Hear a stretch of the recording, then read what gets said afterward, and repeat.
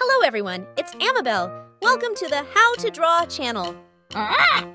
Today, we will show you how to draw a smart, colorful parrot.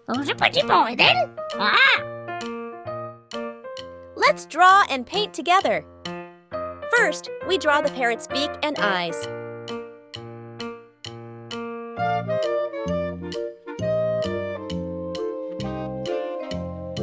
Next, we are drawing the parrot's head and body. This is the parrot's wing.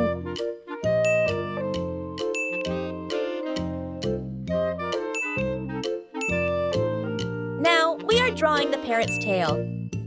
And here are the parrot's legs. I love drawing and painting so much. Please try to draw with me.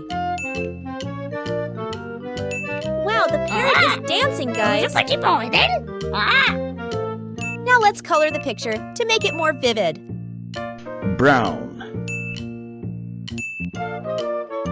This picture is quite beautiful and quite easy to draw, isn't it? Red. I will paint many colors like red, yellow, purple, green, orange, and many glitter colors for this painting. And you? Which of these colors do you like the most? Yellow. Green. Pink. Purple. You can use any color you like to color the picture. Red.